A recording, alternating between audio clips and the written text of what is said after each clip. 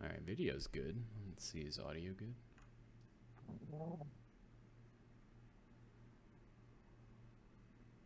Yep. Oh, yeah, audio's good. Okay. Perfect. And squiggly lines on the map. Excellent. All right, stream's up. That's running. Got that muted. Perfect. Okay. All right, so welcome to module number 2, entitled Sleeping Dragon's Wake. I thought it was titled Big Poopy, given that's what someone scribbled on the map. I mean, depending on when the dragon wakes up and where you are in proximity, you might be making a big poopy. Yeah, that depends. Have to make a few wisdom saves. Not entirely wrong. All right, so the recap of last we left off, we had successfully routed the denizens of Talos in the Thunder Caves, as they were, sending them running for the hills, and the god himself basically giving you a supposed threat to return one day. And then everyone went back to town. They kind of checked in. They got, their handouts, whatever the case may be. They decided to charitably donate a particular locale that is a little bit to the north from Leyland. And the individuals of the town graciously accepted, as it gives them another source of income for continuing to fund and build out their settlement. And beer. And beer. So with that in mind, everyone, I believe, opted to head to Neverwinter because they wanted to go back and get the fucking money that they were promised from the beginning of the game for this, that they never went back to Neverwinter to claim. Stop. All right. To quote Did you a famous say- rap song, "Bitch better have my money." Could you get that close to the mic again and say the fucking money in my ear again, please? I have to turn the volume on. The fucking money. By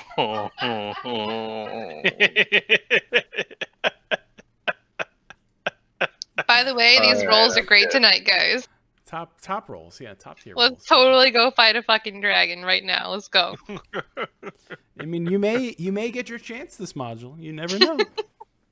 Hey, don't get your hopes up. I've been playing D&D since I was like 11 years old. I fought dragons 3 times in all these years. So, they're special. It kind of will come down to how things play out. That's all I gotta say. But as we were continuing, the party was traveling north with their cart in tow, and everyone with their pack animals, heading to Neverwinter because they wanted to cash in and get their pay. And that's basically where I will pick us up. Traveling on the road, having routed the current ongoing problems of the area.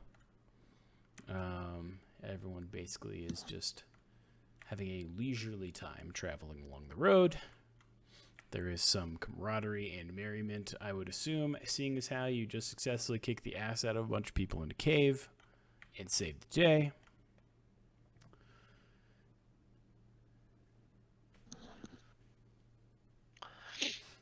But let me clear the fog here from everyone's big poopy.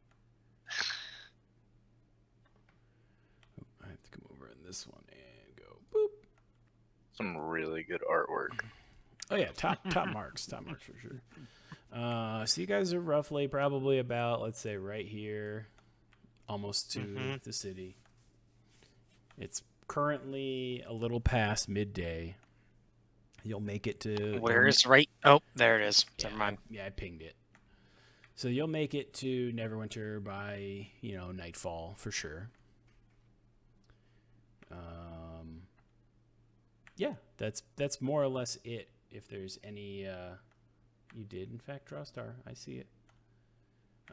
If there's any other last minute items that you guys want to discuss about your group, please let me know. We can discuss it now while we're on the road. If you would like to alter anything or whatever the case may be, the gist of what I will describe in terms of what happened with Gunhild was that along the road, Gunhild split off and traveled on their own down the Tralbor Trail off to the east in search of some slightly evil individuals from her past.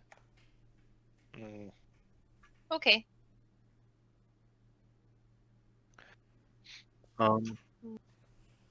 I'd like to bring up a memory of a certain individual who froze Noctris and I almost in time as he quickly looted a tavern or something in, what was it, Yep. Van Dalen? Yes, do we it have was. any interest in pursuing that, or is that something we're forgetting about? No, we hadn't forgot about it. It's more a matter of I don't even know where to begin with that particular asshole. We could ask about him in Neverwinter, because that'll be the place that has the most people to possibly have seen him. What we had was, let's see if I can. He was in a starred robe. We don't really have any idea about his location, nor what he might have done. He had blonde hair, I believe. He has an amulet with 2 interwoven circles, and that's literally all we had. Besides, he was probably pretty powerful in magic, or he had some very good, or he had some relics or something that really just fucked our day. I think it was the amulet, wasn't it? I'm not 100% sure where the magic came from, to be honest, because we unfortunately just moved in slow motion and didn't have time to really get much besides a glimpse of him.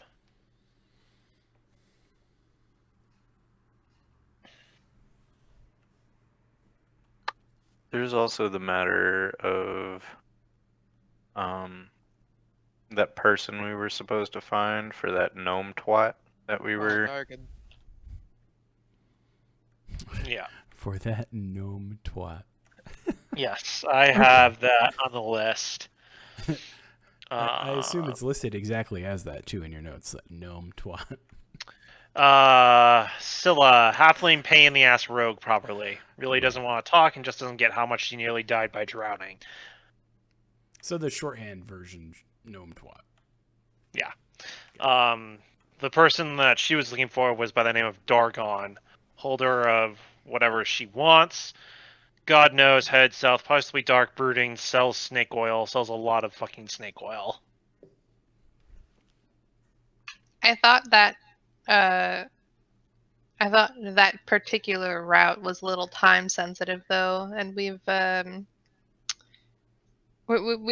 of been all over the place. So Yes, if I recall correctly, there was definitely some time constraints involved in Scylla's quest that we kind of were like, nope. Okay. We wanted things with less variables, as I recall, so. And things that would guarantee to pay us. Like, I don't know, herding goats over to Phandalin? well, I for one think that going after this mystery person with the weird magic-y trinket that sounds very intriguing to Ash, by the way. I think that sounds like a good idea. But we need to go get paid in Neverwinter first, so Yeah. And Neverwinter will provide us the best resource to actually try and find this gentleman, because I'm pretty sure Azzy and I both agree, dude needs a swift kick in the ass. I don't fuck with magic, man. Unless I'm learning it, I don't fuck with it. Ash hears this and she just pops like a handful of seeds out of her hand and throws it at Azzy, and as she throws them, she uses Druidcraft on them and just like hits him in the face with a bunch of Take my fucking thunder can out and I shake it violently at you.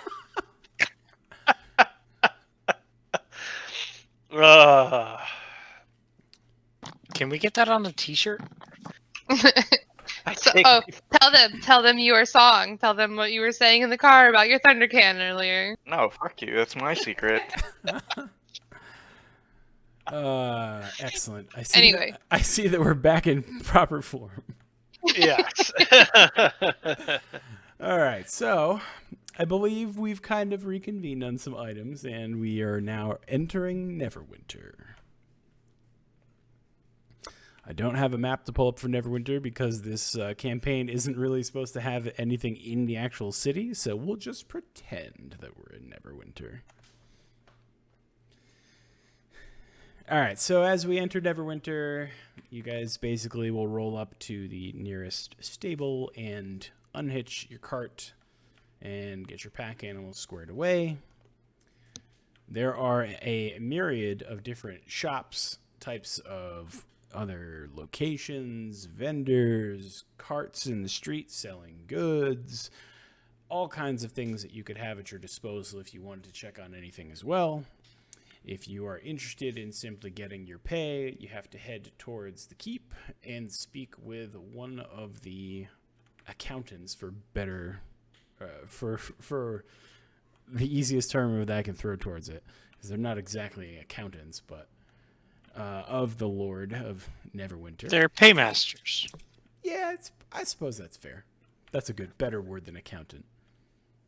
So you got to go check in with one of them and basically get your money. Yeah, they're like that snake from the All Animals Disney version of Robin Hood.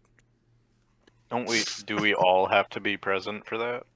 I mean, would think so. Each one of you has your own payout, so I would imagine you probably all either A, want to be there together, or B, make sure everyone goes there on their own to get their own pay. Okay, so I apologize. I thought we were getting paid as a group for this. Okay, yeah, that's the first place fucking Azzy goes. I was gonna say we might as well all go and get our pay there at once, because that'll be easiest, and then we can kind of figure out what we do from there. But let's just make sure we all get paid, considering the bullshit we put up with to deal with. Oh it. yeah, let's just all go over there and get our damn money. All right, fantastic. So you roll up to Back the to it. the offices of this particular paymaster, whose name is Pinchwin.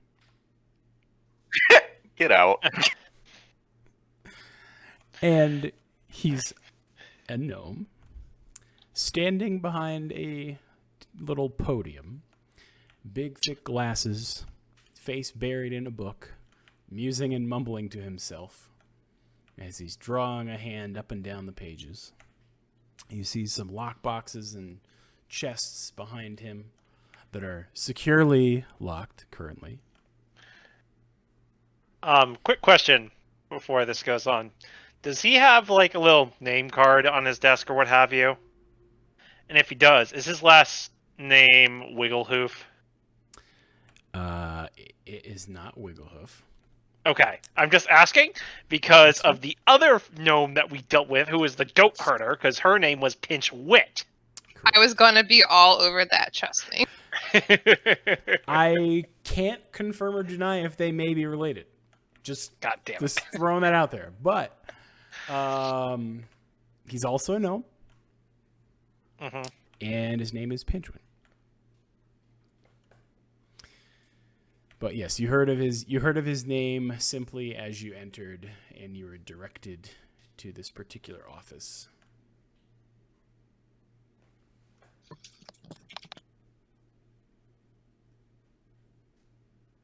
All right. I will go up to Pinchwin's desk and get his attention and say, we're the group that returned, that went down to Leyland to help deliver supplies a fortnight back. So, looking down at the book, he doesn't raise his eyes to meet you, but simply notes. Very well. Names, please. Nocris Vergladian. He flips the pages a couple times and draws his finger down the book. Ah, yes, here we are. 500 gold pieces. All right. He The fuck? spins behind himself on his little stool that he's standing on behind the podium and reaches over to a little kind of like a lockbox chest that's on a desk and fumbles a key out of his pocket from his little key ring and unlocks it, and he sees all these little money pouches inside of it that are all lined up. He grabs one and he hands it to Nokris. For services rendered to the keep, your payment. Thank you. I take it and step aside for the next person to go in our group. Next. I step up to the little podium or whatever and hand him, because we all have writs, right? Well, we all have, like, writ. True. I just hand him that and tell him my name, and I kind of give him a look, and I smile a little bit, and Ash just kind of leans in and says, I couldn't help but wonder, do you have a dog? Yes, I may have had a daughter at one point in time. Yes. Was her name by any chance Pinchwick? It was indeed. You've met my daughter? I have. I own one of your daughter's fantastic goats. Wonderful, wonderful. Ah, that is wonderful. It's great to hear that she is still in business and still in operation down to the south. Wonderful. Best steed I have ever owned. You'd be surprised about those goats. You never really think that they would be a good pack animal, but they're quite handy. Agreed.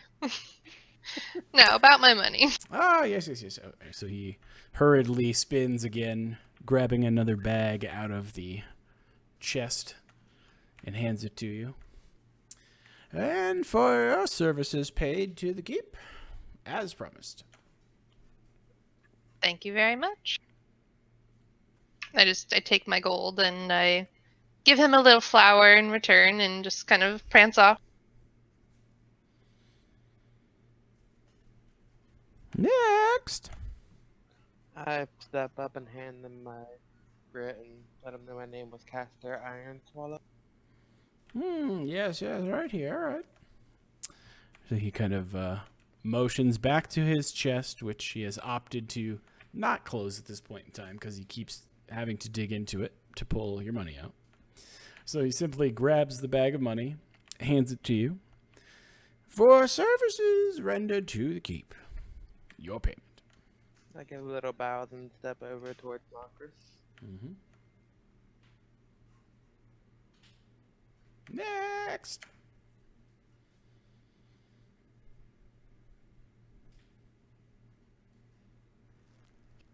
Well, as he steps up, Oh, gives okay. the writ. Did you say something? No, I literally had clicked my unmute button literally as you said something. I'm like, oh, all right, I guess he's going. I waited, sorry. So I had my mouth full. You're good. he takes, your writ, sees your name, makes a little mark, turns around, grabs the bag of money, places it in your hand. For services rendered to the keep, your payment. Thanks. Next. Tali's just going to step up to the table and then hand the gnome the writ. But as he turns to get the money, she's going to hold up her hand and be like, no need to pay me directly, just forward it to the orphanage, and then she gives him the address of the orphanage that she sponsors. Oh, very well, very well. Makes a couple notes on a fresh piece of paper and takes the bag and puts the paper down off to the side on the desk and places the bag on top of it and then closes and locks up the chest behind him. I'll see to that payment for you.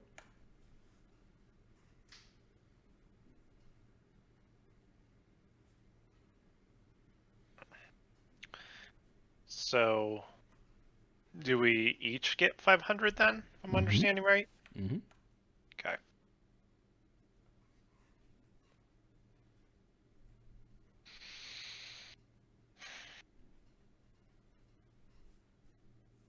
All right. Well, with that, as he takes off, he's going off into the town. Goodbye.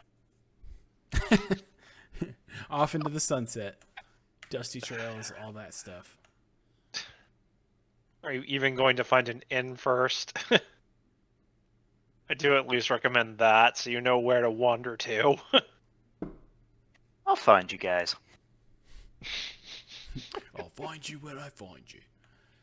All right, so I guess everyone basically has collected their pay, and I assume we're going to find a location to stay for the evening. Yes, Nokris is. Okay. I don't have a whole lot of room, but I have a house, so that's a thing.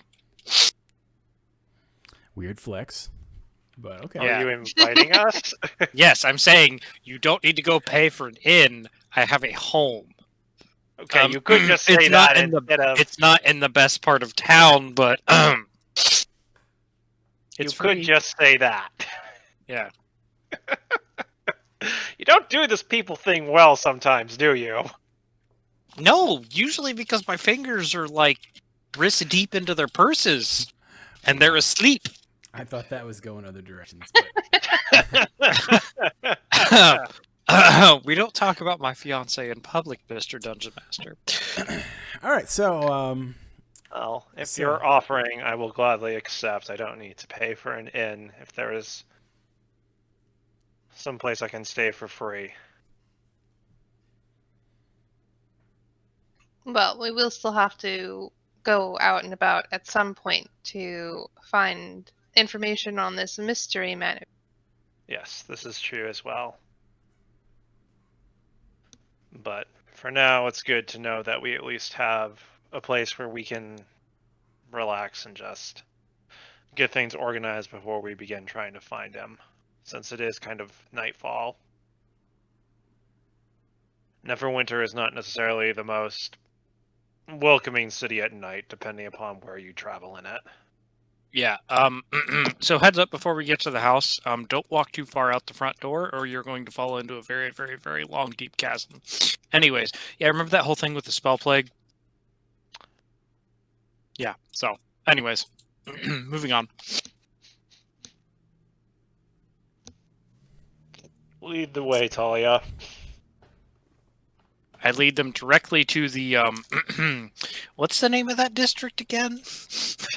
Let me look up the map. for the sake of expediency, we'll just say that you bring him back to your house, minding the holes, chasm, Mind the whatever gap. you would like to call it. Yeah, mind the gap. Good. Oh, here we go. The Realms Wiki. Blah, blah, blah, blah. Scroll past all the history and the ads. Oh my god, load.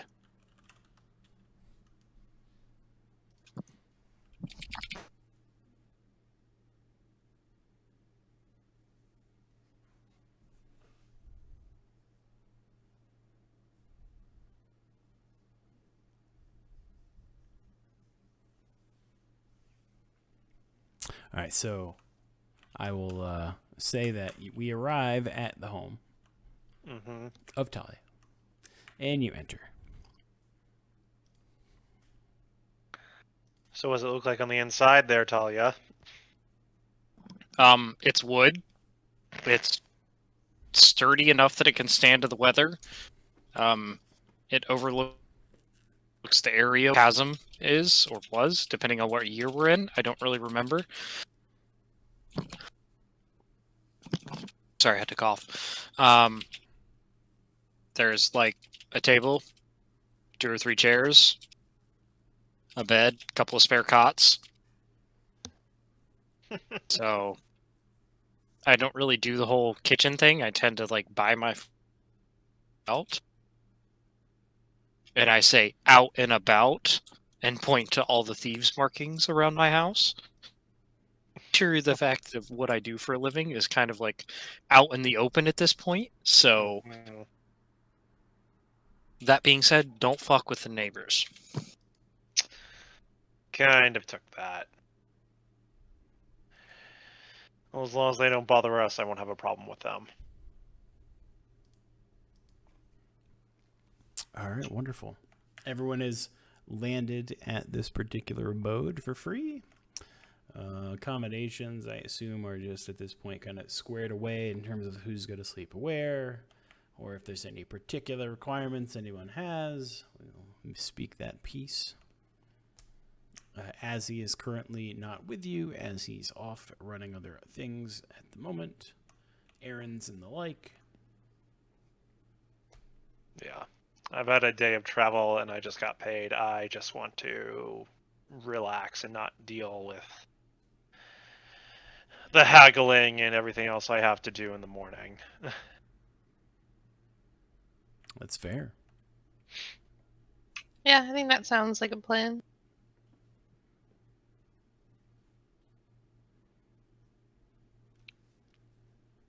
So I sit back, get comfortable, pull out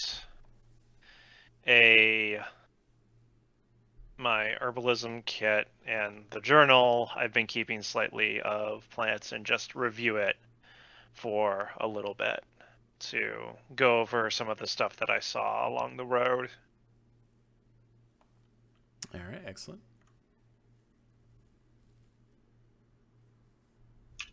Ash is kind of setting her things down and making her own little area when she sees Nokris pull out the journal, and she kind of stops and she looks at him and she pulls out her own journal where she does something similar, and she kind of sheepishly walks over and eyes the pages that he's flipping through, and she just, kind of embarrassedly just kind of like hands her own journal to him. I kind of look up from what I'm doing and I hand her mine so she can read through it, and I look through hers. And what does Ash's normally look like? Does she normally just take sketches, or does she include notes or anything? She actually takes bits of the plants themselves and she presses them into the pages. So she has lots of like herbs and flowers and leaves, just that look kind of interesting and that she could potentially use. Nice. So, I'll go through and see if I can find anything of interest that I haven't seen too often, Junie. Okay. And for... Ash isn't from she's not really from around any local areas around here, kind of. Like she is, but she's not. So there might be some stuff like in the deep woods that you may have not seen before that, are kind of pressed into the leaves. So I give you a little warning on that. Don't touch this one. Be careful of that one, it may bite. When you're looking over Nokris's, he has sketches of what they look like. He doesn't have any actual plants pressed in there, but he has a lot of notes, particularly around what types of medicinal properties they have, or different effects or side effects that they can have on the humanoid body. We're slapping notes. That we are. Ash just tucks herself into a corner and just starts reading. How adorable. Shut up. Oh, we're talking plants and things? Talia quickly locks a cabinet where she keeps her special tools for her side business. The Yeah. orphanage or the other one? Because you have a couple side businesses. I have several side businesses. One. The I orphanage don't think is you not need a to worry business. about the plants. I smelled them when I got in here. You're fine. As I just thumb through the journal and look and point out interesting ones I've seen back to Ash and ask her a little bit about them.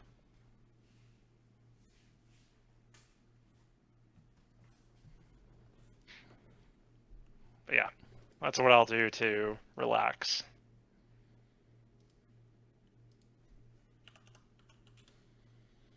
Okay, fantastic. Caster, anything interesting you're doing tonight as well, or are you similarly just kind of kicking it home style?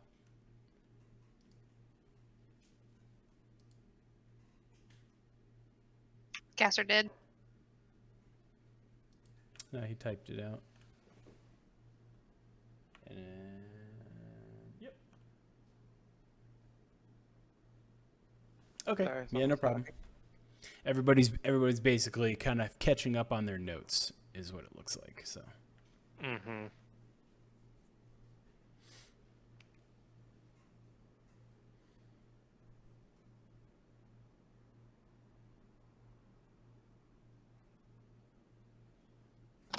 Talia is going to pop her head out the front door and find the nearest small beggar child, flip him a like 2 or 3 copper pieces and a small pouch filled with some coins, and say, "Go run to the nearest inn. I need you to bring a few hot bowls of whatever they have for supper.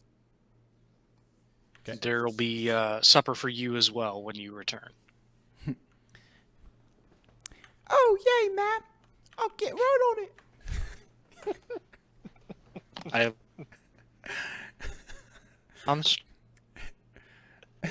Doc? And little Timmy from the Newsies runs down to the inn to buy your supper for you. Ash just kind of looks up from her journal and she has this worried look on her face as she looks at Talia and she just goes, "Do all the kids around here talk like?"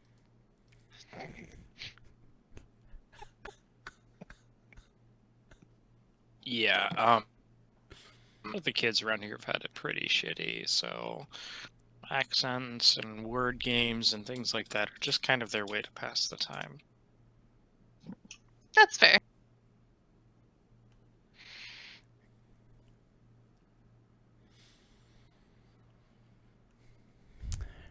So, within a few long moments since the kid ran off with the money, he returns carrying some bowls in hand with some backup. Found another couple kids for assistance to carry some additional bowls, and brings it back to the door. I graciously take the food and I hand... How many children are there? 3. I'll hand each of them a silver piece. Oh. Yeah. Too And what much- do you say, like 10 much copper excitement. for the food? Yeah, probably. Too much excitement. They test the silver pieces by trying to bite it to make sure it's real. I expected as much. I would have done the same. Mm-hmm. The illumination of realization on their faces is great. They thank you heartily and then scamper off down the street like they've just won the lottery, because they kind of have.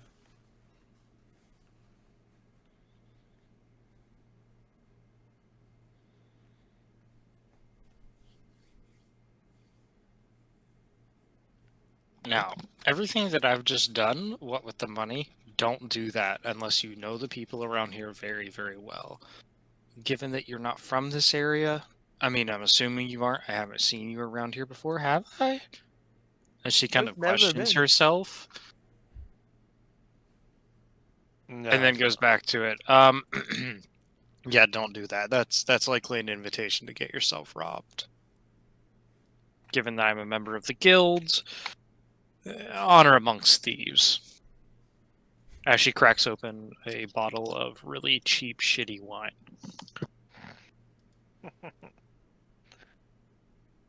Fantastic.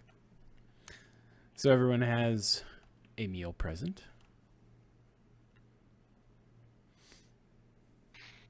Yep. I dig into the meal and have a little bit of wine. But otherwise, I'm pretty quiet for the most part as I eat. Very well, very well. Thank you, Talia.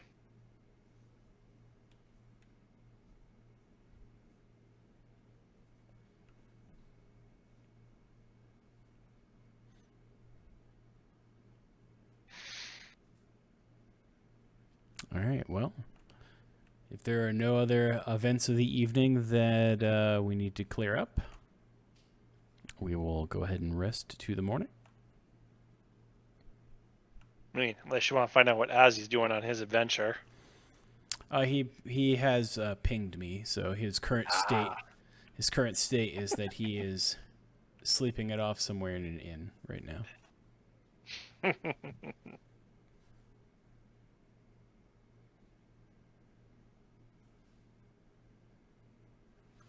Well, I think that's it then. I don't think we have anything planned for the evening. I think tomorrow is our like shopping and Yeah. delving. All right, fantastic. Then everyone retires for the night.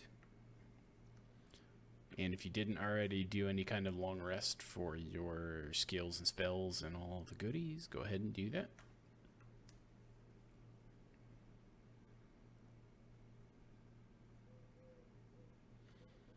And everyone awakes in the morning to the sound of the bells tolling, ringing out the hour, as it is now 6 o'clock in the morning.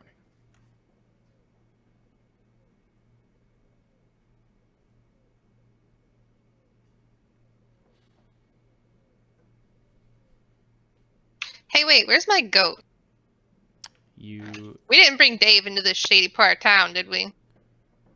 I mean, when you came into Neverwinter, you sought stabling for your pack animals and your cart. So, Yeah. Because of the location of the particular quarter that you're in now, no, Dave is not in the shady part of town. Okay, that's fine. At least I should say that Dave is not in the shady part of town.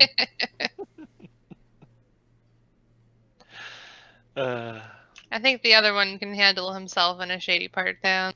Mm-hmm. I would hope. He's a sailor, it's fine.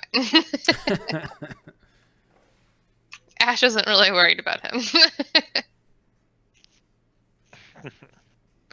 So, in the morning, probably when the sun rises, Nokris will get up, go outside for a little bit, and do a little bit of his sword work to kind of keep in practice with it and all of that. And once the sun has fully risen, he will go back in, make sure everything is kind of all set, see if anyone else is already up. If they are, he'll let them know I'm heading into the downtown area to begin shopping and do some other errands. People are more than welcome to come along if they so wish. I'll Yep. join him. All right, fantastic. So, seems like you guys are heading for the trade district. Yep. All right, lovely. Hey, the trade district. It's hunting ground. So, as you reach the trade district, you see many carts, many stalls, many shops sprawling out around and weaving in and between buildings, all in every direction. Different signs and placards placed out offering the finest wares at the lowest prices, but they all can't have them because it's not possible to have the lowest when everyone says they have the lowest. Coincidentally, you bump into Azzy among the streets in the trade district, where he meets up with you and is currently on the hunt for particular items himself. Where have you been? Near the ocean. We're in Neverwinter. Everywhere is near the winter, or everywhere is near the sea, the ocean. Where were you? Can you Mind your own remember where you business. were? The better question you should be asking is, where did he wake up? Someplace safer than you did, I'm sure. Okay, that's all I needed to know. I imagine you had a good time then. Every day is a good day. There you go. If you want, Knight, go ahead and roll for me. Roll a d20. Oh, balls. It may have not been safer. Rolls a Yeah. 1. You now have chlamydia. You did, you did in fact have a good time, and you were in fact in a safer place. And that is the end of that. Rolls a -1. All we hear over mic is. There you go. There's a summary of your day.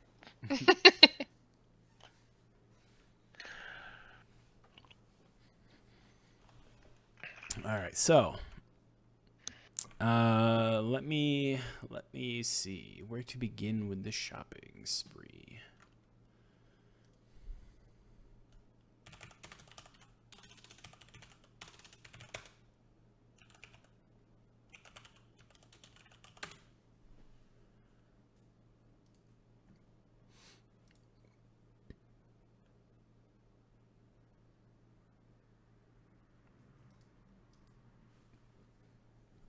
All right, so among the various shops, there are some tailors of various types. If you are in the market for cloth or leather, there are some blacksmiths and other trinkets and baubles available for sale as well. That are selling plate and mailed armor, accessories, jewelry, any kind of hand-based combat equipment that you can think of. Throwing stars, daggers, swords, arrows, I suppose, even fall into that realm as well.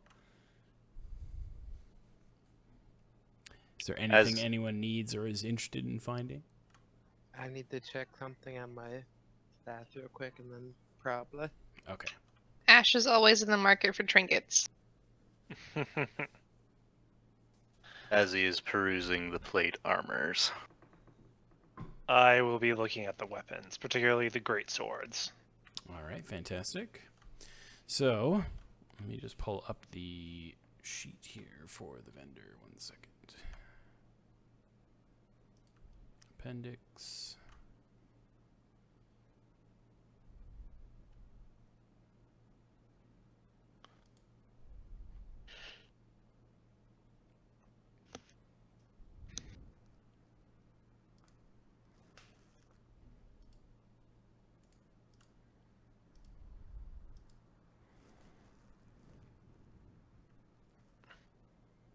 Okay, so let's do a couple rolls.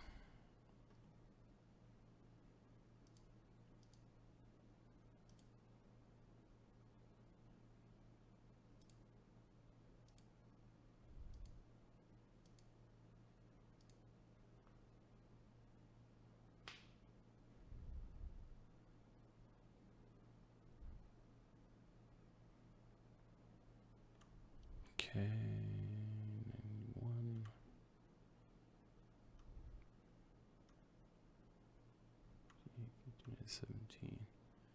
Okay. All right. So, among the items that you find, you locate for sale from some various vendors in the area a longsword +1. You find a tower shield +2. You find a wand of magic missiles. We already have one. And you find the item called the Pipes of Haunting.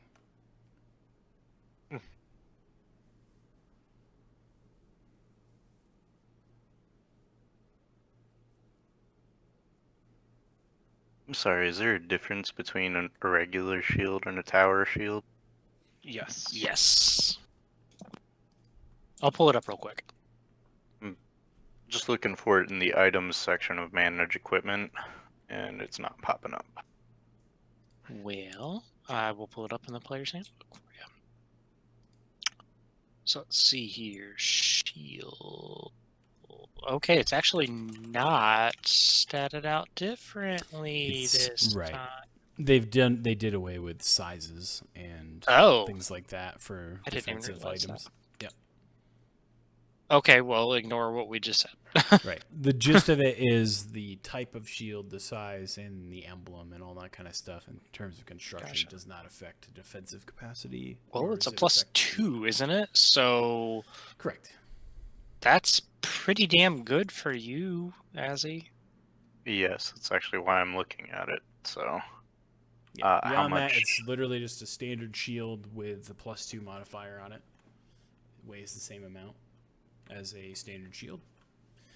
Cost to purchase will be 782 gold pieces.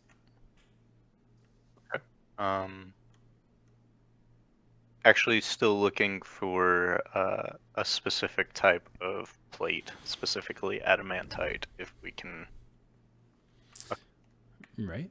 So any of the shop vendors that you find in the area do not have such an item, but they said that for a finder's fee, they could certainly seek out and see if they can locate something for you.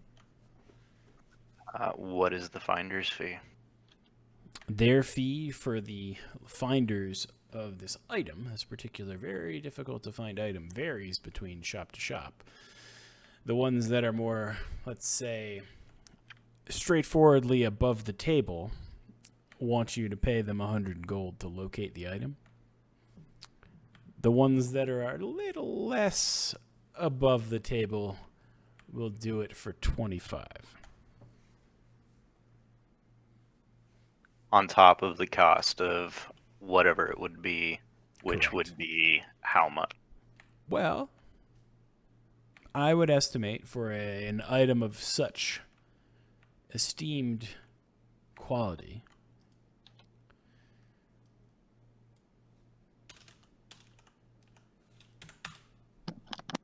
I'm pulling up the sheet here for it again.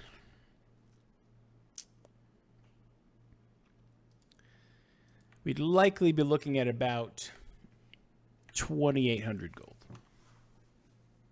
All right.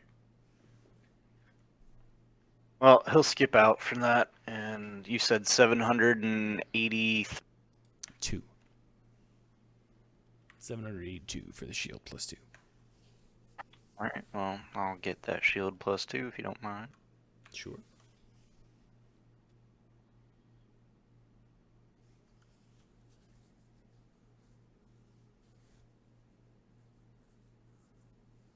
Did you mention something about throwing weapons being sold somewhere nearby? Yes, they are. How much would a set of those be, and what kind do they have anyway?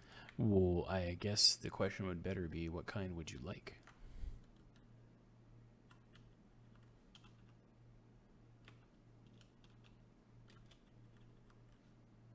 Probably just the simple throwing spike looking things. Can't think of that name. Just a simple, like, I guess, throwing knife. Yeah, Would there's probably like be- throwing knives, there's like shuriken, kind of like star-bladed items to throw. There are, I mean, what else really would there be? I guess you could throw spikes too. But it's not that different than a throwing knife at that point. There are darts. Darts. I'm bad at words, I guess, because I forgot the word for dart. Yeah. How much would that be for a thing of the darts?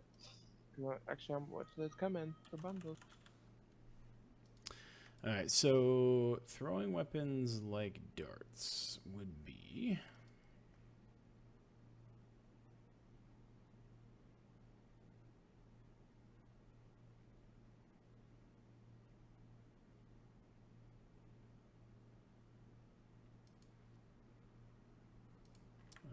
they're not martial, they're simple.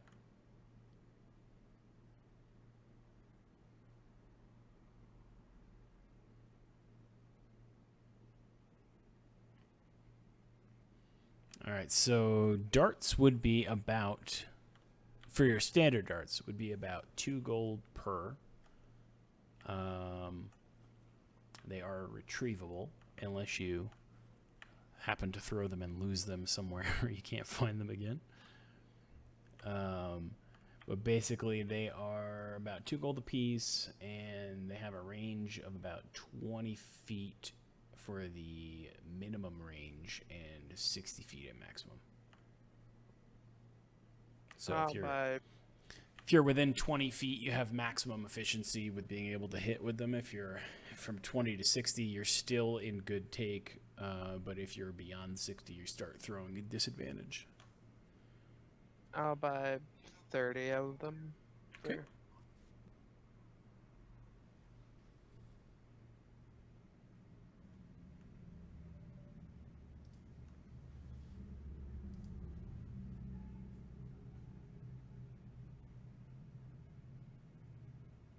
And you said 2 gold per, right? Correct. 2 gold per, so it'd be about 60 for the whole lot. Those are some expensive darts. I mean, you are in an expensive town.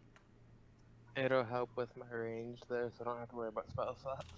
And can actually target them instead of needing them to roll dex. I need my range.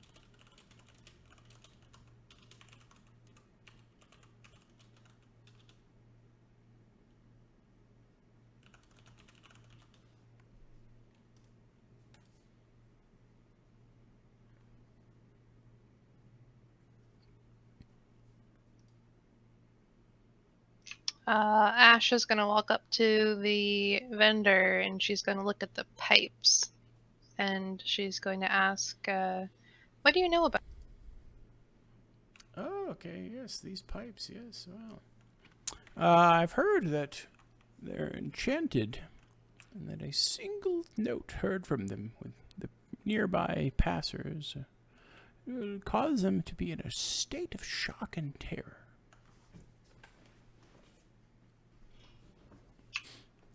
Do you know where these came from in particular? This particular set of pipes. This I cannot say. I don't recall where I have traded to acquire them from. Was it a nearby trade? Was it a trade that you got from someone else who traded? Oh, it was certainly sold to me by a passerby at some point in time, but I couldn't tell you where their source was or about how long ago it was now. I've had them for nearly a year at least, but I couldn't tell you who the individual that sold them to me. Ash kind of examines the pipes for a little longer, and she asks him how much. For those pipes, it would be about 1723 gold.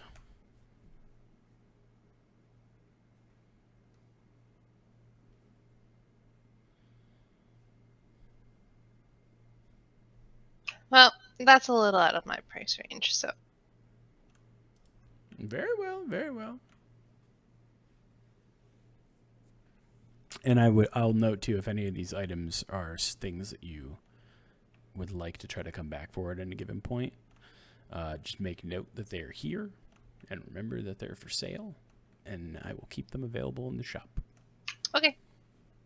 Hey, what was that longsword? Was it a +1 or 2? 1. 1.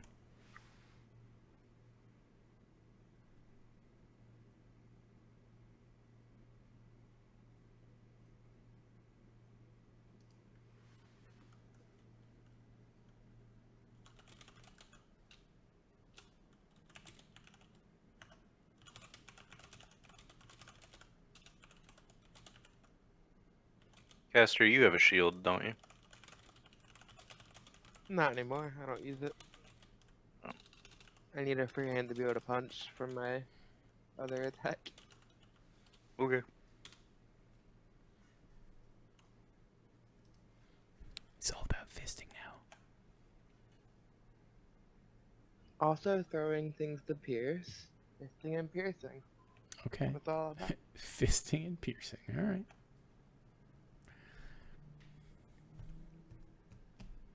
Just like a good cleric. Exactly. Just like the best of clerics.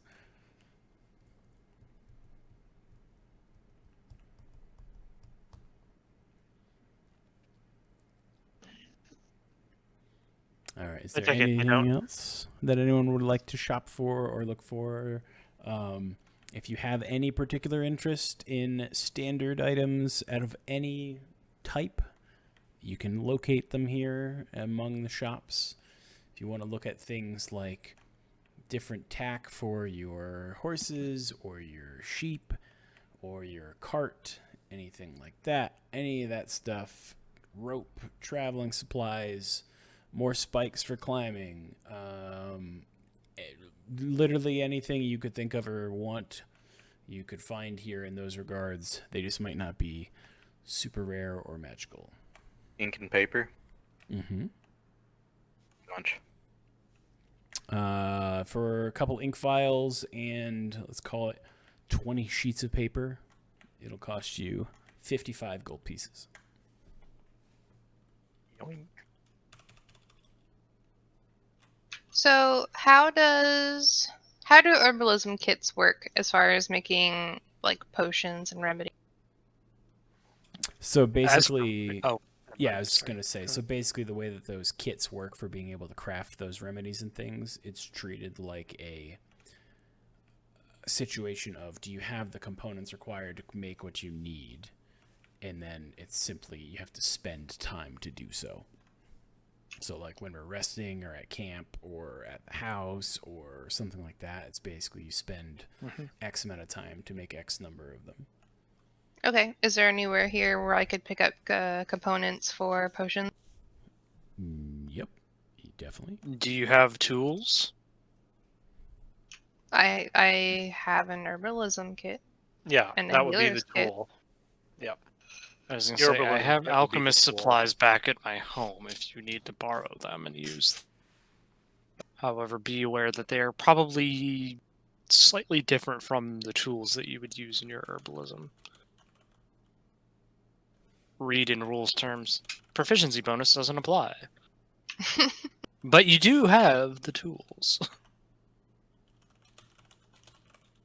I'd also like to find an appraiser of magical objects. Okay, yes, definitely. Oh, in that case, I would like to make a and I've acquired some over the years. There's a local temple of Joaquin, the goddess of wealth and money, nearby, right? There is one among the city, yes. Yes, and given that we're in the trade district, I'm assuming there's probably one fairly close. They can probably help you with that sort of thing. Besides, I've got to make a visit there myself. So, How much for those components, Junie? For the various supplies, herbs, solvents, and other items like that, I'd say probably run you about 125. But the component quantities will be enough to make, I'll phrase it as an excessive amount of potions, if you would Okay. prefer. excessive amount of potions. Oh, so it's what your inventory looks like in Final Fantasy XIV after you finish leveling out Alchemist. Got it. Or running Palace of the Dead or Heaven on High. Where you just walk out and you're like, wow, what did I get these 400 super potions for? That's weird. Not gonna lie, I feel a little bit attacked. How dare you accuse me of having 1,000 Heaven on High potions still? I had nothing better to spend the currency on. After all those potsherds. So, Junie, not necessarily finding a weapon that better suits my particular style of things from what we saw, I will look to buy more supplies for travel, so I'll restock on pythons and the climbing gear that we no longer have because those are now in the wall on the cliffside all the way down in Leyland. And I'll get some better tack and stuff for the animals that we have as well. And how much will that run me? All right, so the climbing gear will be about 78 gold. Okay. The animal tack for everybody's pack animals will be probably about, let's call it 130. 130, you said? Mm-hmm. Okay.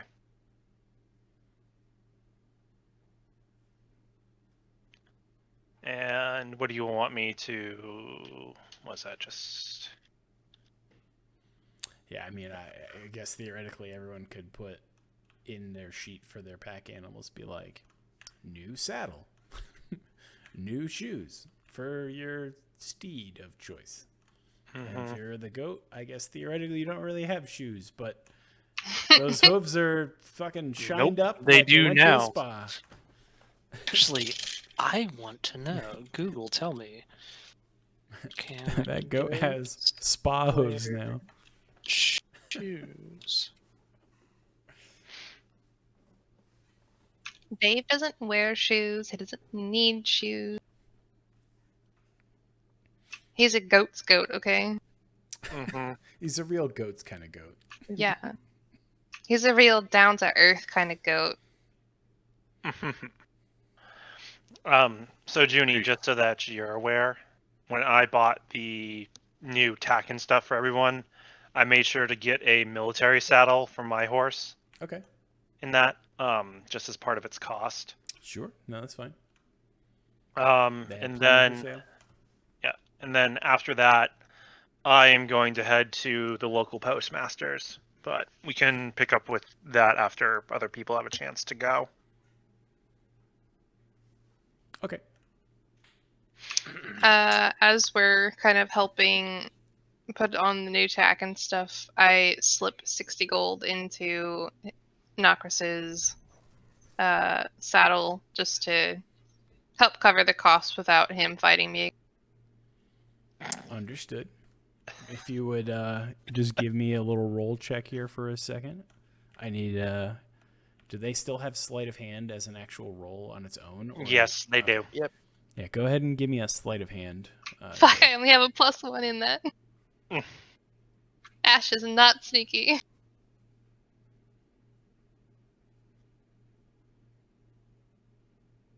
All right. You successfully slide the gold into the saddlebag without it clanging around and making a lot of noticeable noise and alerting Nokris to the fact that it's there. But you kind of cheated a little bit and did it quickly while he had his back turned, so you didn't have to actually try to sneak your hand in there to drop it. Okay. The mission was successful.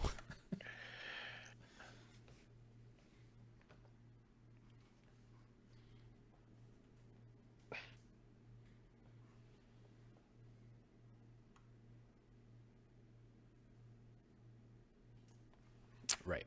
Correct. To tell you.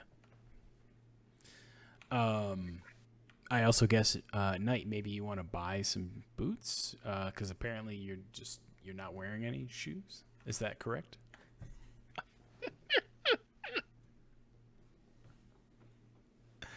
Really? Do we need to talk about this? Maybe I'll get hurt later. It's fine. No, it's fine. Prepare thine anus. All right. Well, anyways, getting back onto the serious topic here.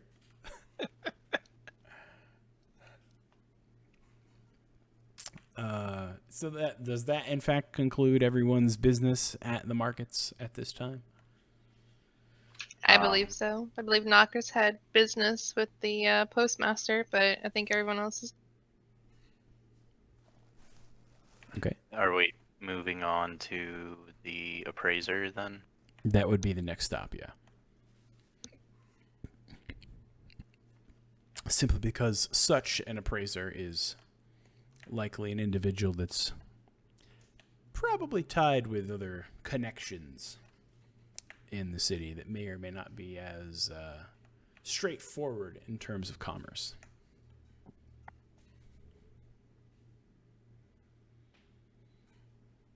John, talk to me like I'm 5. All right, so He's going to be an eccentric fellow. So this Or not guy that entirely you're gonna go legal. to is gonna be like, "Oh, Oh, look what you've brought me. Ha ha ha. Well, John Wizard voice. Got it.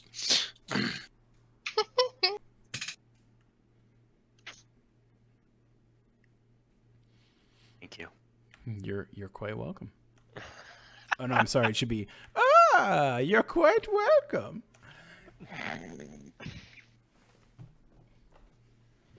Never change. All right, so as it's stated, then we're going to do some appraising.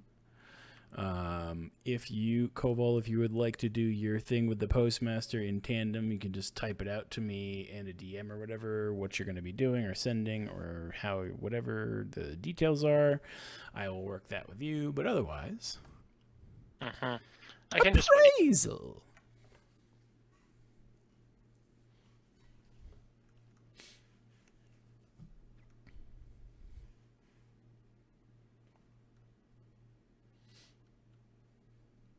So this particular shop where you find yourself in the trade district, not exactly all the way near the shrine, but kind of in the vicinity of the shrine of Joaquin that Talia was mentioning, where she may or may not have business.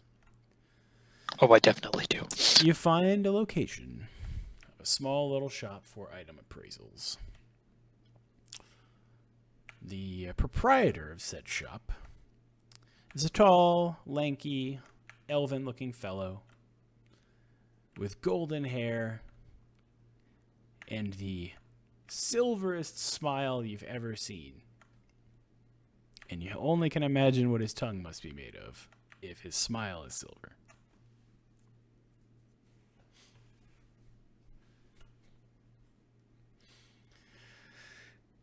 So you walk into the shop, and he welcomes you. Welcome, welcome, welcome. My name is Bibby. Bibby, What as can in I do? B-I-B-I. Bivy, like B-I-V-I. Bibby. What can I do to assist you?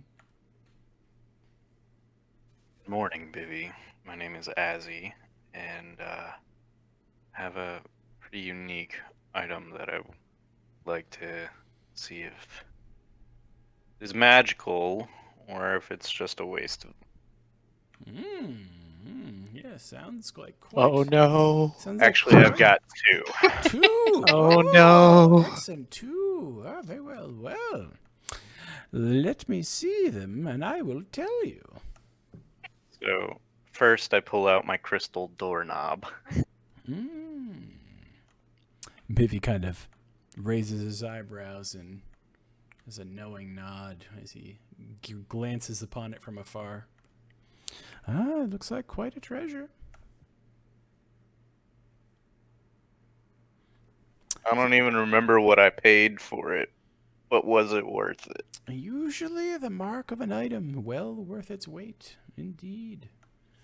So Bivy very gently takes the doorknob, lays out a little velvety felt cloth on the table in front of him, places the doorknob, and grabs from the side this gem cutter's jeweler's goggle piece that has the magnification lenses, and continues to appraise and review this particular item in front of you. Well, very good quality indeed. Yes, excellent. He kind of turns it over in his hands as he's looking at it through magnification. Very intricate cut. Excellent. Yes. Not magical at all, though.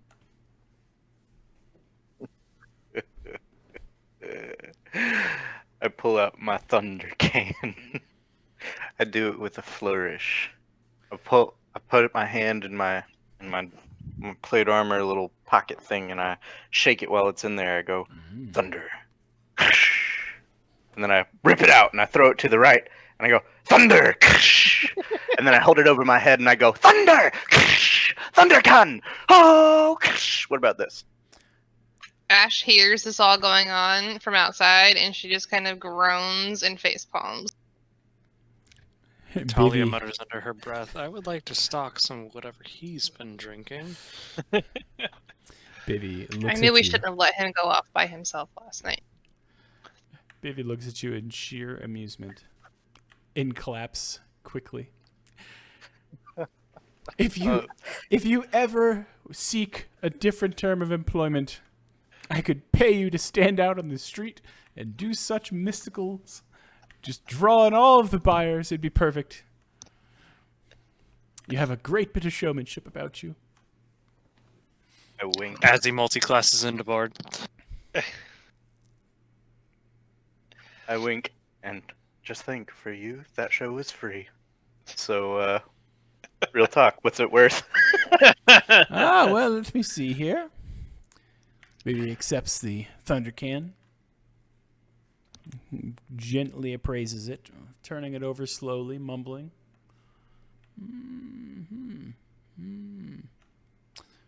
Flips it over on its side to listen to the sound inside. Flips it back over again. Wait. When he's flipping it, I'd be sure to do this under my breath. Okay. Just hear Tabaxi outside. Thunder. So, well, this particular item isn't as well crafted as the knob, but it definitely has some merit for sure. Not magical. I had Oh. such high hopes. Is everybody else in here, or am I in here alone? That's a good question. Does everyone else want to be in there? I do not want I you to think- get I'm just following them around. at this interrupted by point. merchants. I have already broken off to go to the postmaster. Okay. I would have heard this display and gone inside to make sure that Hazzy didn't get shifted in whatever he's doing. Fair enough. Yeah, I wanted to make sure he didn't get screwed out of the money he is The owed. instant. Yeah, I just Aside- followed him and just started doing the thaumaturgy when he brought up the can. I I hold out 10 gold, and I'm like nudging my head over at the others, and I'm like, "You're sure it's not magical?" Wink, wink, wink, wink, wink, wink. So Bivy kind of gives it another look. Well, maybe I overlooked something. Nope, not magical. Sad trumpet noises with thaumaturgy. However, Azzy, you do discover a particular property about this can. And that property is that once during a round of combat, you can use this item as a bonus action to distract an enemy within 5 feet.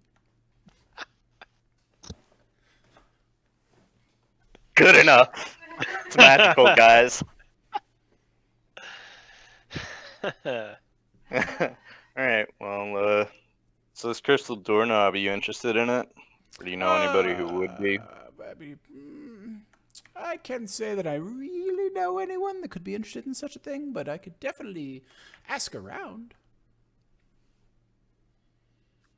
Here's 10 gold. Find out what you know. I'll be back in a while. And if you have anything for me, I'll double that and give you 20% of whatever I'm.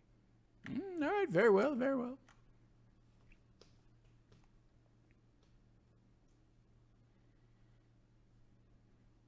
Alright, well, that's all I came here for. Thanks for your time, Bivy.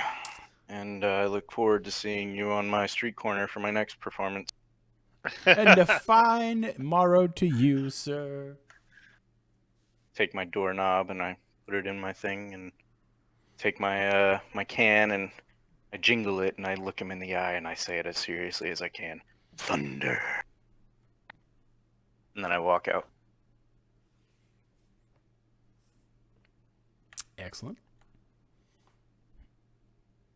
So you are now on the street. And Koval, you are doing your things at the postmaster now. Yep. So I walk into the postmaster and see if there's an available teller, or I flag one down. Yes, how can I help you? I need you to deliver this amount of gold to a village near the near Helmshold. Specifically, you are to deliver this amount of money to a dragonborn woman living in the village by the name of Kion. As Kion Knockers fills the Vergladian. background. Very well. He just jots down the notes real quickly. It's like postage for such a parcel will be 1.5 gold pieces. Okay. I give him 3 in total. 1 for the cost, and then the other half gold as a tip to ensure it gets there and safe. Very well, very well. Protest. And the amount of gold I'm giving him to deliver to her is an additional 400. So he takes it from you, the little money purse, and puts it aside in a little bin marked urgent delivery. Mm-hmm. I include with it just a simple note, writing down to my mother that, again, this is to help her and to help fund Talia's funds for her daughter at college. No, It's nothing more than that, and just the sum that should be in there. Gotcha. I thank the postmaster, and I ask him while I'm here, because I don't know exactly if this is the place to do it, but I figure this might be it for news and information. But I do ask him, have there been rumors of either a strange and handsome gentleman in a starred robe with an amulet of 2 interwoven circles, or of a particular man by the name of Selvak? Well, I haven't heard of anyone by the name of Selvak, but that doesn't mean too Or much. Selak, excuse me. Oh, Selak. Well, I haven't heard of anyone by that name either. In terms of the robe, however, there is the Order of the Many-Starred Cloak. You could probably ask them if it looks similar. See if they know anything more. Do they have a local enclave in Neverwinter? Yeah, it should be a mage tower somewhere nearby here, in the north end of the city. All right, thank you. I'll ask there. Mm-hmm. So I head out and I start moving towards where they would be located for the rest of the group. Fair enough. I just keep an eye out for them, since either I will spot them or they will easily spot me. So as they are out of the shop on the street and kind of making their way, you do see them in the crowd, and they see you, and you are reunited. So Throw the crystal doorknob at him. All right. I catch it. Well, I was gonna say, go ahead and roll for me, D20. Okay. Just straight D20. Knight Okie doke. and Kobold.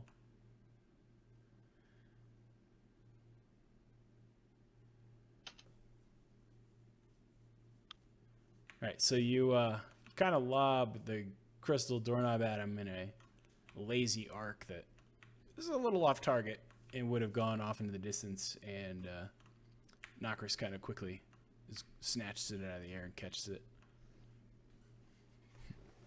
So You grabbed my knob. And continues walking. At least it's clean. Well, Anyway. we still That makes don't- one of them. we still don't really know where it was last night, so Not questioning. I don't see anything on it. You all think the worst of me. So, is it magical or no? Super magical. Use your imagination. Where you been anyway? I went to the postmaster to send a package somewhere. And. Oh, secret lovers, huh? No. But I did find where we might want to look for this gentleman in a starred robe. Do tell. Apparently, the mages of many stars or something. It's somewhere up in the northern part of town. Yeah, the Order of the Many-Starred Cloak. The Order of the Many-Starred Cloak. Or robes. Same concept. Yeah, same idea. It turns out that they'd probably be near a mage tower or two up in the northern sector of the city. So we might want to start looking there and asking around there for our friend.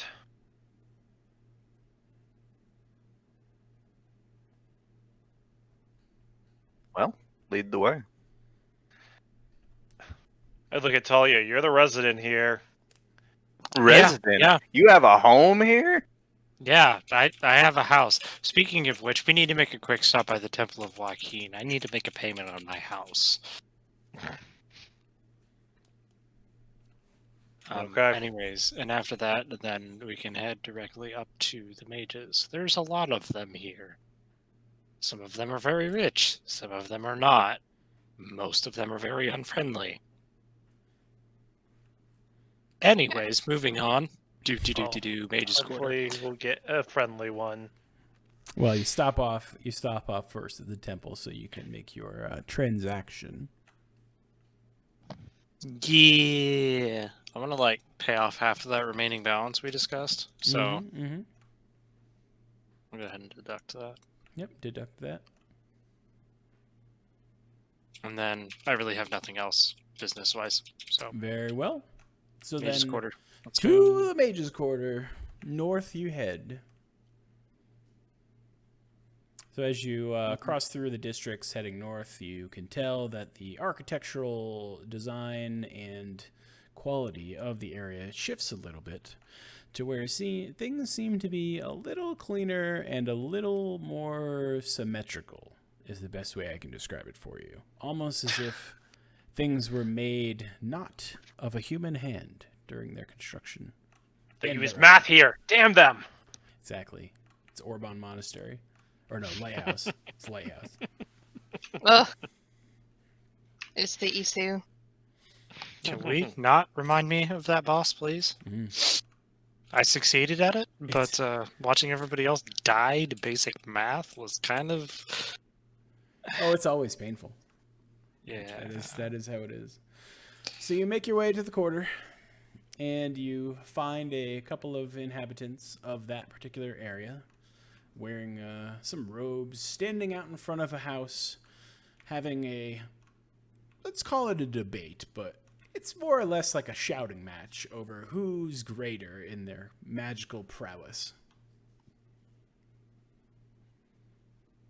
I tell you that I have all power over the control of fire. Oh, no, you do not, sir. Not at all. I possess more control over fire than you.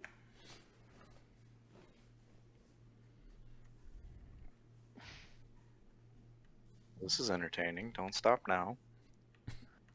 I want to use thaumaturgy to make any candles in the area just explode. Not explode, but their flames. Go. Poof. Oh god. You gotta make the flames grow, like kind of pop, or make them. Yeah. Okay, so like the flames pop in a little bit of more excessive flame. Yeah. Okay. Do just a quick roll for me for effect. Just do a d20.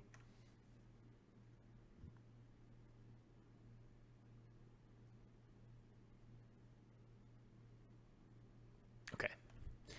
So within the surrounding area, roughly about a 30-foot radius from where you and these two individuals are standing, any particular source of fire seems to pop with a sudden energy and roar for a quick and brief moment before continuing back to slowly reside back to their normal amount of energy.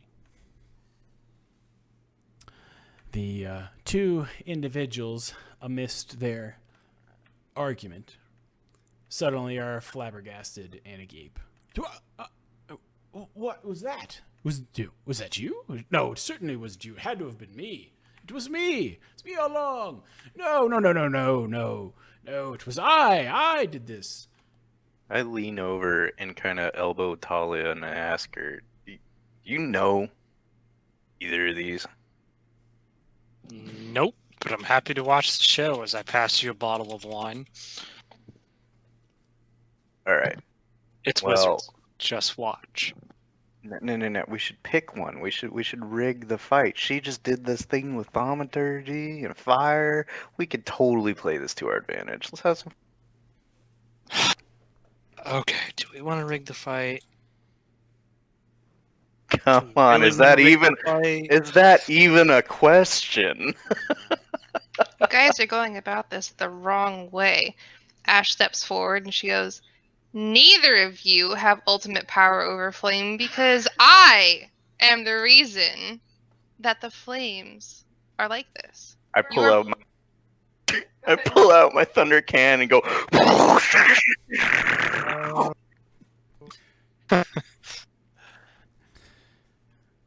One second here. As I'm doing this, I cast Thaumaturgy again and I make the flames turn bright pink. Both of these scholarly wizards are distracted by the thunder can. one of which is absolutely mesmerized by it. What is that? Thunder in a can? Absolutely marvelous. I can't. I need to breathe. I'm sorry. I snap my fingers in front of the nearest wizard. I'm like, hey, fire! Concentrate here. Oh, yes. Fire. My domain, yeah.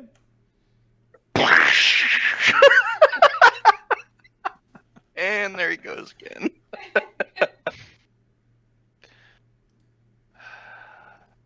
I hate you so much. He resisted the allure of your thunder can the second time. God damn it. Alright, I've proven my point. Look at me. I'm the Thunder God now. Now that your argument is over, we are here for a reason. And what reason might this be? We have questions about a potential comrade of yours. Comrade. Well, very interesting indeed. Do you know of this fellow's name, perhaps, or anything else we can use to identify him? I just kind of nod to Nokris. You know more about this individual than He is a gentleman with blonde hair that has a starred robe and carries with him an amulet that has two interwoven circles in You're getting good at this. it. They both narrow their eyes for a moment and kind of glance at each other and at you. Well, the robe we're very familiar with. That's not something that is too uncommon in these parts. It's definitely the markings of a member. The amulet, however, there's no way it could be that. It's been lost for years. No, but it must be. It must be. There's nothing else I could think of that it could be. Exactly what is it that has been lost for years that you two seem to be saying that it's not? This particular item is kind of an artifact of sorts. It's known as the Circle of Infinite Time. I'm guessing it can give its user the ability to manipulate time around him in some capacity.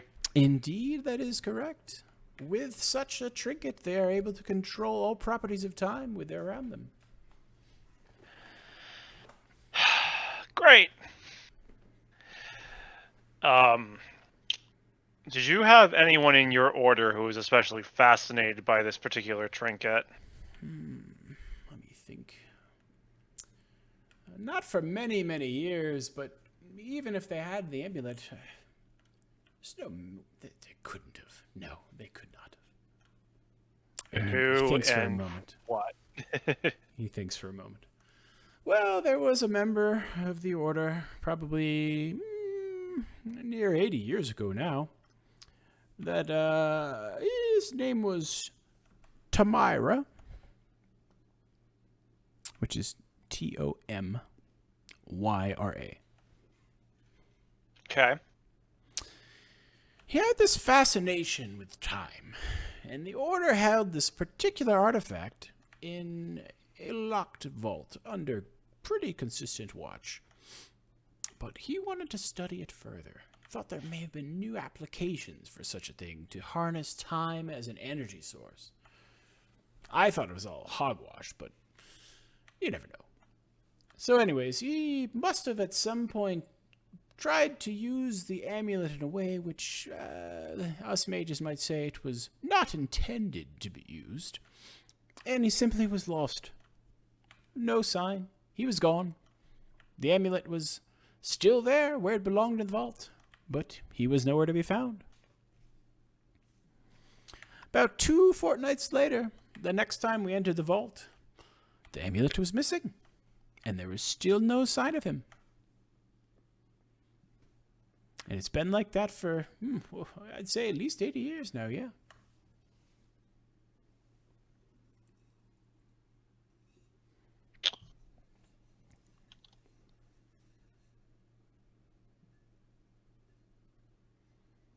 What did this Tomyra look like when you remembered him? Oh, well, when I remembered him, he was probably about my height. This individual's probably 6'2", kind of lanky. He was of, standard mage stock, let's say. And by that he means not really well built and scrawny. Built like a bitch. In a way of saying, sure. At the time, he had golden blonde hair. Okay. Well, we might have run into him if this story of your amulet is true. What? It's very puzzling. Did you ever try and... Do you know what he was doing? Did you see him at all? Explain the situation. When we saw him, he was over in the town of Phandalin. We had just dealt with some cultists for not Talos, but for some other would-be god of chaos or destruction, and or no, it was Talos, and we Murgle. had just Murgle. It was And Murgle Murgle. and Talos fight. We just dealt with some cultists that had decided to pick a great old Jets versus Snakes fight in the middle of Phandalin. And we had just got done dealing with their leaders when myself and Azzy, as I nod towards him, had gone back to one of the cultists' place of occupation that she had been using as a cover.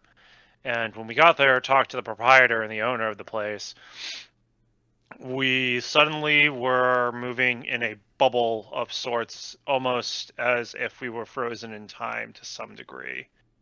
And this blonde gentleman with a many-starred robe and this amulet of 2 interwoven circles, walked out of the shop with an item in hand that we did not get a great look at, simply turned back and smiled to us and left on his merry way.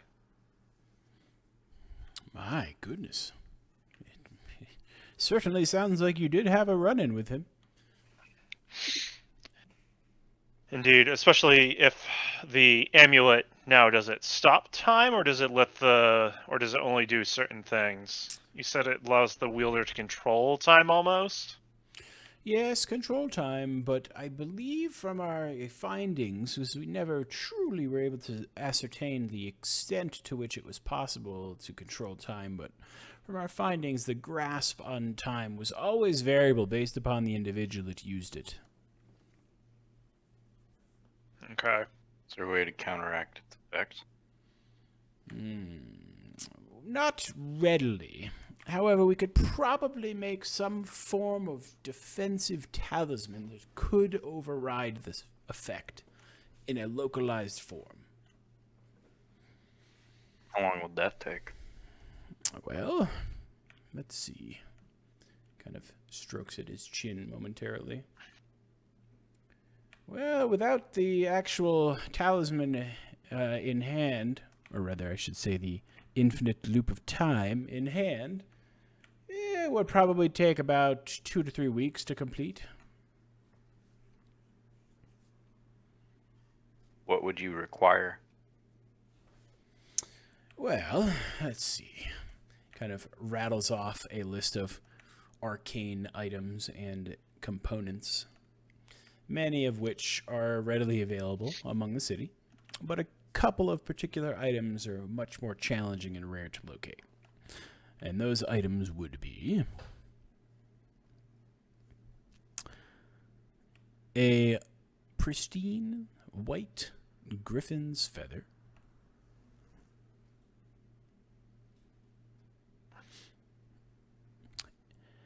a dragon's tooth,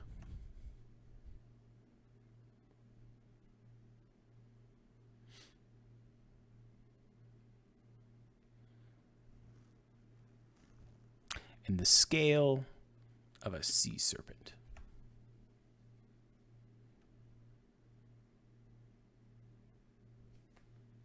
Hold the fuck up. Sea serpents are real? Oh, you better believe it.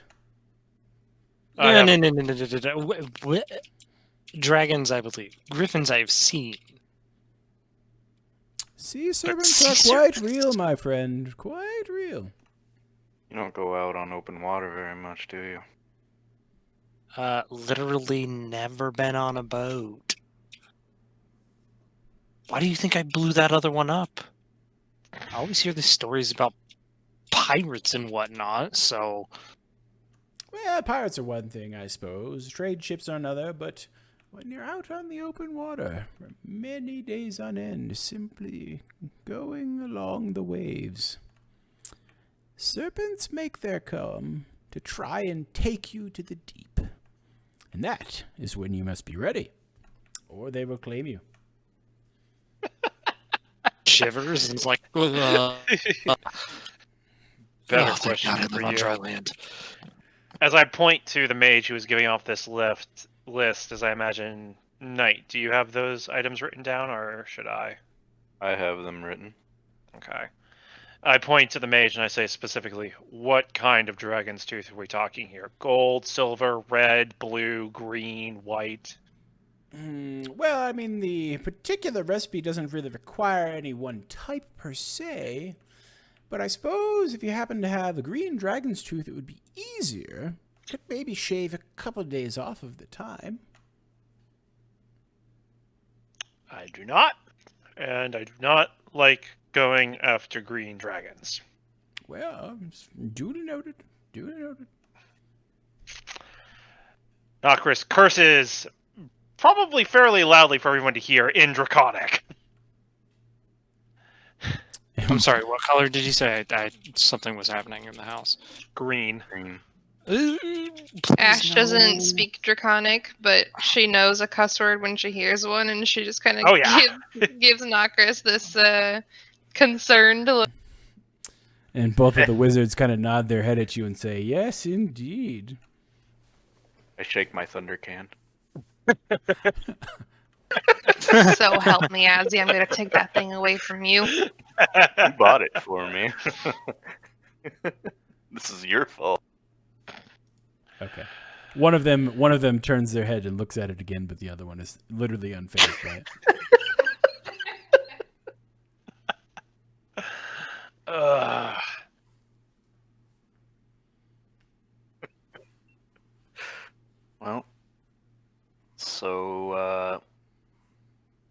where can we find these items? Well, the griffins I know have definitely been spotted out to the east, probably on the far side of Conneberry, but you shouldn't have to venture too far, I would imagine, until you come across a nest. Finding the actual feather, though, it might be a little more challenging because you have to find the particular right type of griffin. It can be very tricky. I mean, you're a druid, right? As I Yeah. pointed at Ash. Can't you? Aren't you good at finding things with feathers and fur and stuff?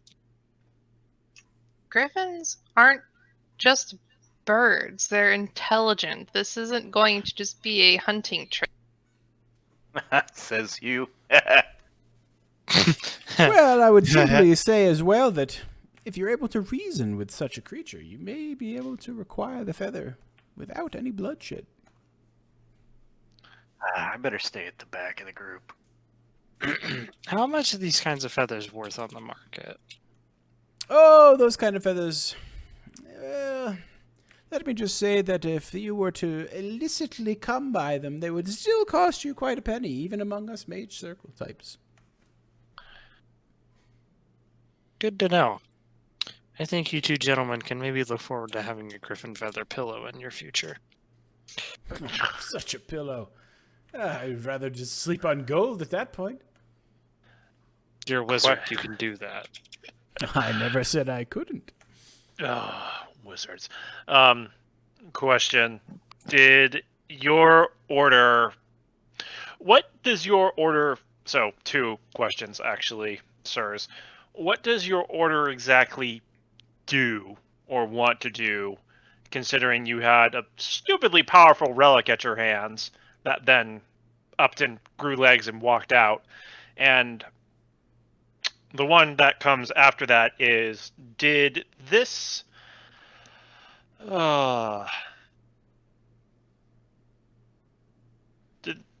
Did this person... Did all of his notes disappear after he did? I can't recall on hand myself. I'd have to search the archives for any such record. If you could, that would be most helpful. And exactly what does your order do? All I know is the name. I don't know the mission. Well, the Order. The Order of the Many-Cloaked Stars. We are an order of mages to seek and protect the realm through the advancements of arcane knowledge, enhancements, and other research goals. That's, the fine print that you'd say, but predominantly what we do is we kind of save the world a lot. Insight. See if he's just blowing steam up my ass. Yeah, go ahead. I make all the candles flicker again.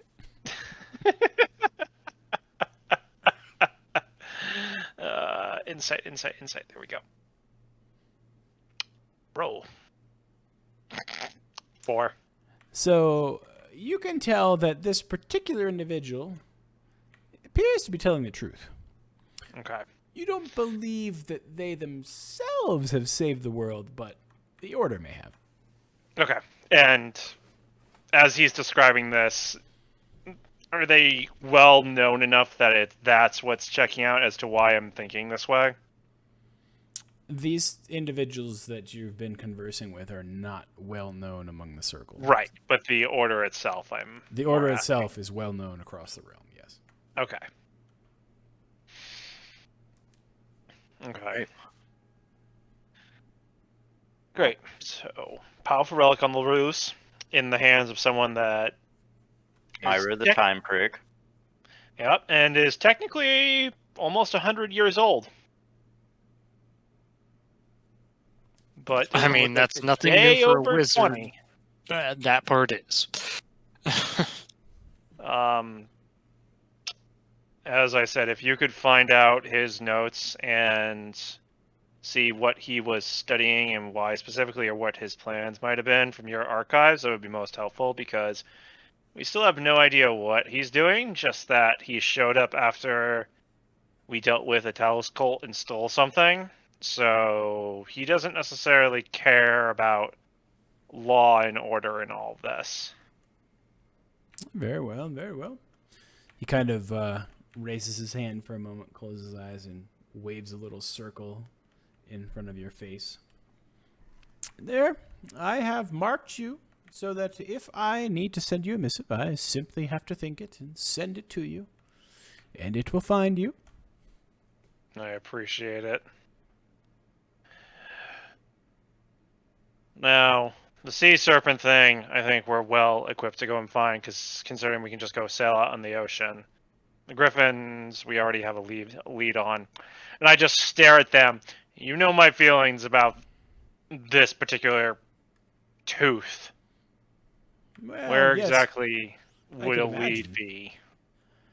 Well, within this realm of the area, I would imagine you'd have to either travel south to the mountains and look for dragons among the peaks, or if you're a little more enterprising, perhaps you could locate some ancient ruins in the vicinity as well, where dragons may have presided and potentially have been buried.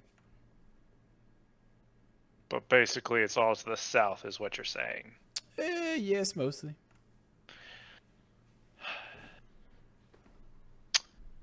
Very well. And I kind of bristle a little bit at all of this, and the underside of some of my scales shows red.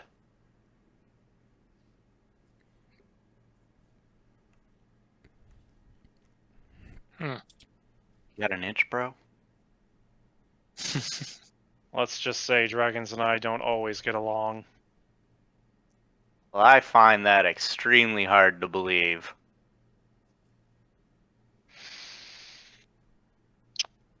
Well, let me put it this way. People don't always understand that not all dragons are one and the same. And I kind of just leave it at that. As my scales and frills kind of calm down, or my scales rather calm down, and it just goes back to the very kind of like deep bluish silver that they normally are. All right. Ash gives Azzy a little kick to get him to shut up. Ah! Bitch kicked me! I'll fucking Go shake your thunder cannon outside. Fine, I can tell when I'm not wanted. Oh, stop hurting each other and you're wanted. Don't turn this into that. Keep your thunder can here. I'm gonna go find a fucking boat. And I'll talk to some of my people and see where we might be able to get a bead on so Very well, Yeah. very well. Well, if you're on your way, should you require our assistance yet again, simply return to the area and ask for Alistair and Phineas, and we will be at your disposal. side note, guys be like brothers or something. That would be hilarious. They're not brothers. They're not related. I want them to be recurring characters now. I love them dearly. They are precious. We need to protect them.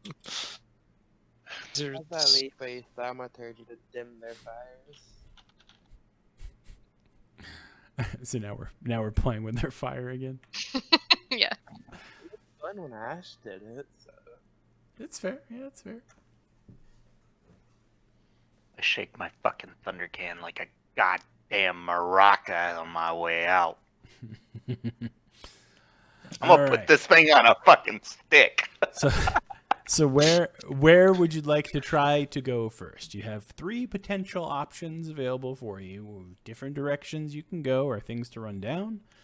You similarly, if you wish, can also go back down to Leyland, see what's going on down there, or you can even travel to Fandalen if you are sentimental and want to go back and see some goats. Can I we had not? a great mine in Fandalen. We should go check that out. Check what out? I didn't hear that, Caster. Great mine. Ah. Thank you. It's technically a lost mine. But it's still great. You cannot take that Yeah, away I from can't deny that it is in fact great.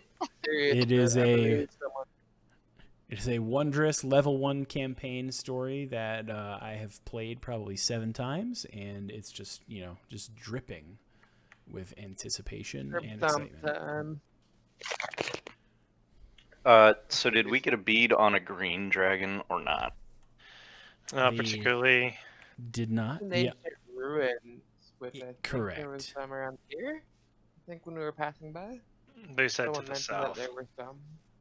I mean, I on mean- our initial trip to Leyland, I think Bart had mentioned that there were ruins in this general vicinity. Definitely among the vicinity of the coastline, yes. Yeah, he's. Go ahead.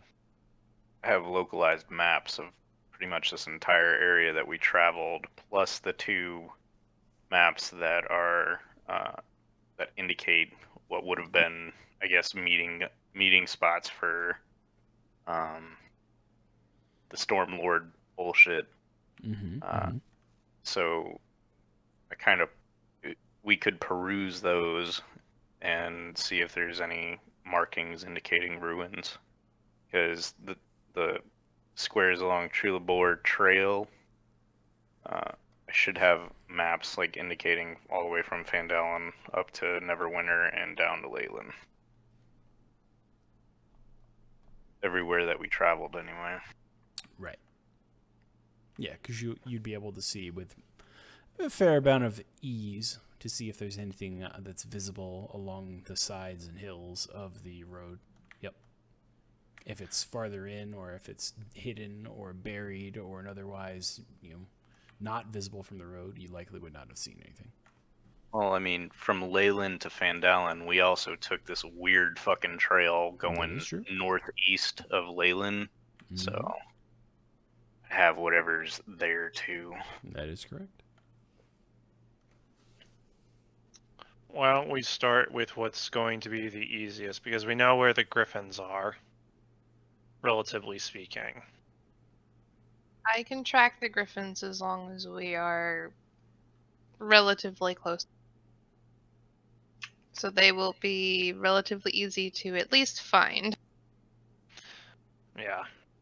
Getting them to part with one of their feathers of purest white might be a little bit harder depending on the mood that we find them in. But it's the easiest option we have, because the other one is get on a boat and, well, Azzy, I know that is your area of expertise and you want to get back there. Sea serpents generally don't pick one particular spot in the ocean to hang out, right? It's all about where you stay, I guess. The ocean's the ocean, man. They're gonna find you. Yeah. You don't Okay, find can we them. stop talking about large, creepy, scaled things under the water? The only scaled things in the water that I want to hear about are the fish. It's gonna be on my plate tonight.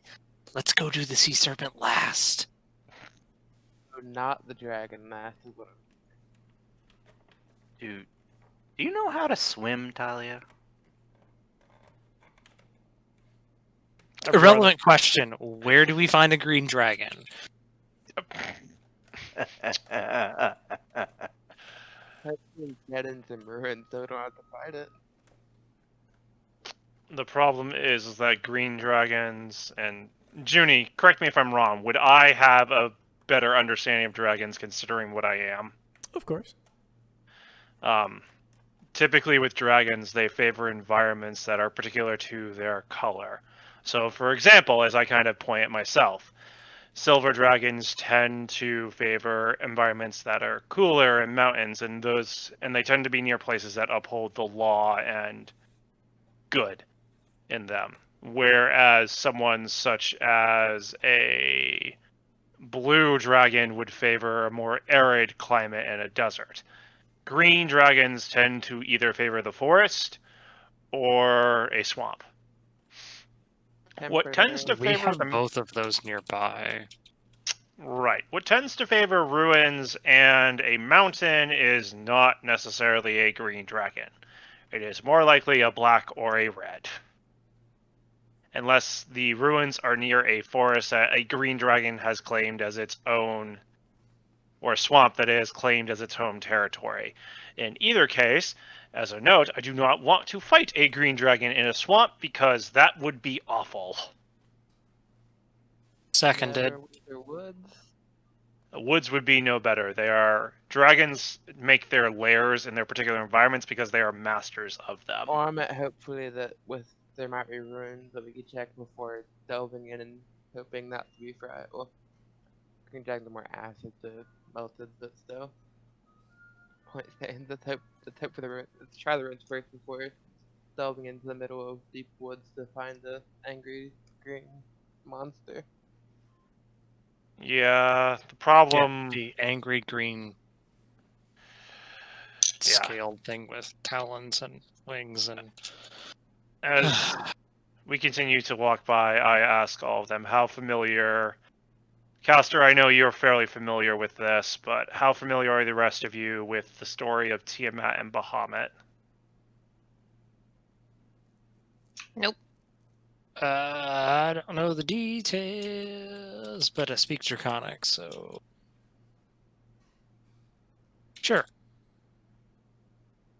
To put it lightly, there are two different types of dragons, fundamentally speaking, in terms of how they're classified. Either metallic, again, pointing at, Nukris points at himself, who tend to favor Bahamut and tend to follow his laws and edicts of doing good for the sake of those beings who are not as capable as themselves, be it to better them or to make sure they don't do something stupid, as I look at Castor, because I don't know exactly the tenets of Bahamut as well as need be, or they fall more under Tiamat's sway, which is more a matter of destruction and chaos, and creatures that are lesser than us should either bow before us or become our food. And green dragons fall under chromatic, which is what Tiamat's cult is, and thus we would be walking into a possibly sticky situation with that one to begin with. Greens are also known to be very cunning. I mean, we've already dealt with one cult, so a second one can't be much worse, right? The cult of dragons, though. That I have a target on my chest of their hated enemy of the person they worship. Yeah. I don't want to die that quick. That's the one thing, is that Tiamat and Bahamut hate each other to fathoms and leagues untold. Well, if all else fails, Talos will keep us all alive just so that he can come back and smite us himself. He's a vindictive douchebag, we all know that at this point. Suffice to say, though, that's pretty much your quick lesson on Tiamat and Bahamut, so enjoy that. So, nobody wants to do the dragon's tooth. Nobody wants to do the scale of a serpent, so let's just take a break and do the pristine griffin's feather. It's our only lead. It's gonna lead us through this forest to the right of us. But what is this? The Neverwinter Wood? Unless we go straight down and up the Trelabor Trail. So let's just get that out of the way. We can decide what to do next after we have at least confirmed that we can do the easiest of the three. Agreed. Surprise! Out of game. The Griffin is actually an ancient wizard. Probably more adult green dragon guys, don't worry. The Griffin and the Dragon are the same thing. And surprise! Don't worry, it's also part teacher. All three things in one spot. You joke. Dragons will do that. Yeah, Bahamut's I favorite punishment is polymorphing things instead of killing them. Very well. So it sounds like we have our next adventure target. We will be searching out a griffin. And hopefully also getting some information from these two wizards if they find anything about what this guy's motives might be, Mm-hmm. besides just possibly an energy source.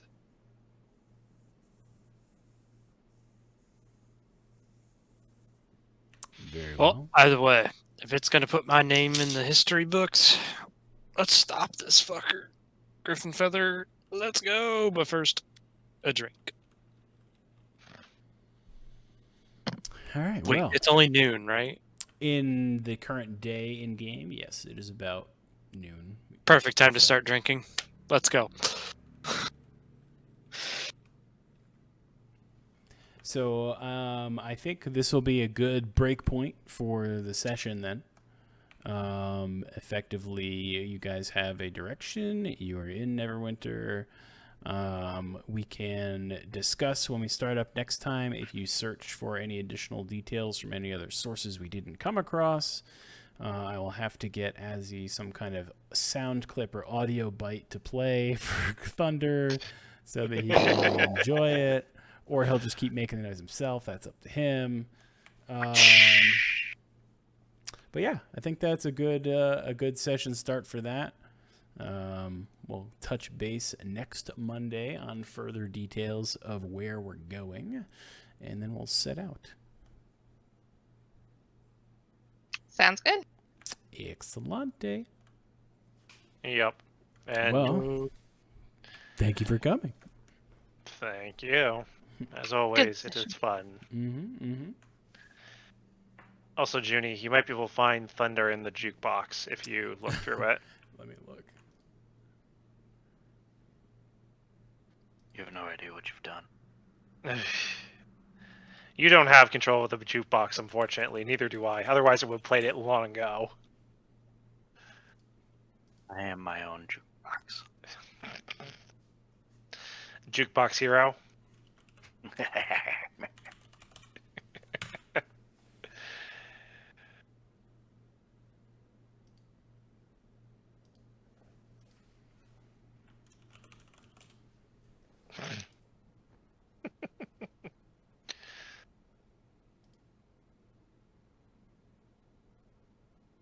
Also, level 10 when?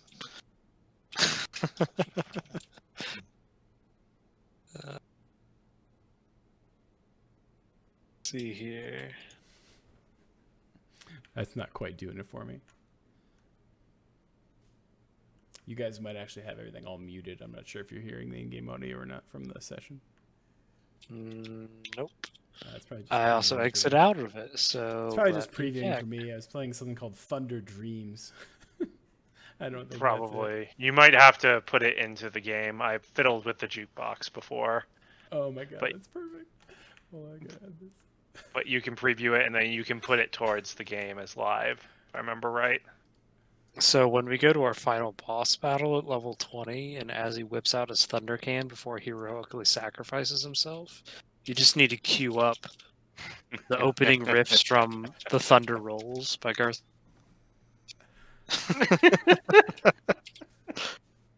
I need a second one.